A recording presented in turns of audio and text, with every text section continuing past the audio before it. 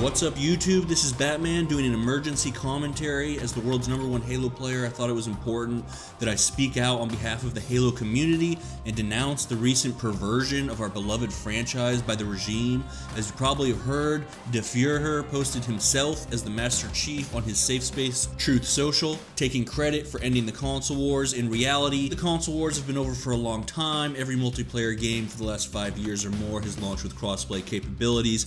Halo, for obvious reasons, was just one last holdout that finally caved to the reality on the ground. But it's funny because this actually perfectly encapsulates Trump's approach to his so-called peace agreements. He waits until the conflict has mostly played itself out and then jumps in at the last moment and takes credit. Like with Israel-Gaza, the majority of Israeli hostages were either dead or had been released in previous ceasefire agreements.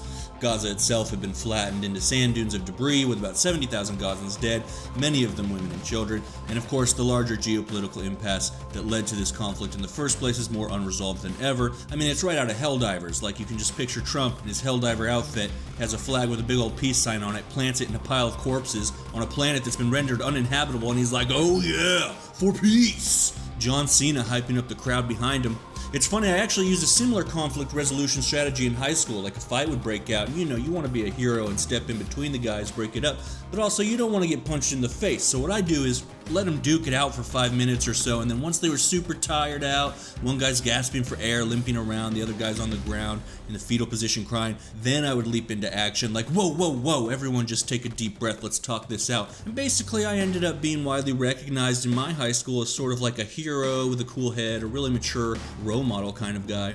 Word on the street is Trump has congenital heart failure and he's hoping to get the Nobel Peace Prize so he gets into heaven. We'll see, because I'm pretty sure he's also in the Epstein files, and it's going to come out with a picture of him hanging out with underage girls with his shirt off. Shortly after Trump ended the console wars, Homeland Security tweeted out a Halo-themed recruitment poster encouraging people to sign up to, quote, destroy the flood. I thought this advertisement was in poor taste. You know, we can agree the laws need to be enforced without dehumanizing human beings, comparing them to an alien zombie infection and saying they need to be destroyed. I get it. Some of you might say it's all fun and games, don't take it so seriously. One of the reasons the regime posts stuff like this is just to troll and sort of bait a reaction that they can point at and say, oh look, the opposition can't take a joke. But in reality, this kind of humor, particularly coming from a government law enforcement agency, is the kind of thing that historically has led to some pretty grim shit. When the Nazis went after the Jews, they didn't start by marching them into ovens. It started with talking about them as a disease. And one of the reasons so many people, myself included, are quick on the draw when it comes to anti-Semitic humor or stereotypes is because anyone with even a cursory understanding of history knows how dangerous that kind of dehumanizing language can be. It's about slow boiling the frog. People might say, oh, you think Trump is a Nazi? And it's like, yeah, I think the historical parallels are obvious enough, we don't have to beat around the bush anymore. I don't think Trump's as bad as 1944 Hitler, but he's definitely in the ballpark of 1937 Hitler. And if you don't realize that, it's because you only paid attention to the cool battle scenes when you were reading history. So it's more important than ever that we speak out against the regime, rat fucking Halo symbolism to further its fascist propaganda. I think it's a mistake that Halo Studios and or Microsoft haven't condemned these posts. Putting ethics aside, making common cause with the fascists is bad for business. When ABC muscled Jimmy Kimmel off because Trump was butthurt, the backlash was severe. They lost a lot of business very quickly, and in the end, they had to tuck tail and reverse the decision, humiliating themselves and permanently damaging their brand. The last thing the Halo franchise needs right now is to get caught up in that kind of controversy. Obviously, this isn't as big of a deal as the Kimmel thing, but that also assumes this is the last time the fascists will rat fuck Halo for their propaganda. I would nip it in the bud now before things escalate.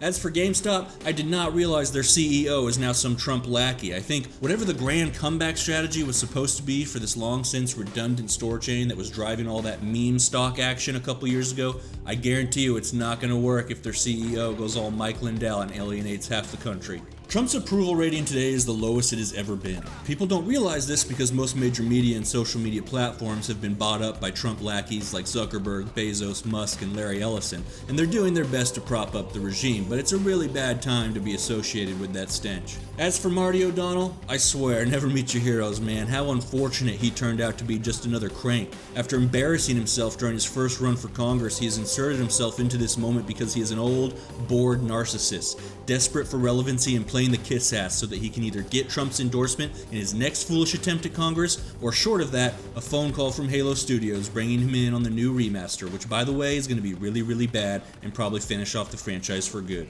God bless America. This is Batman, signing out.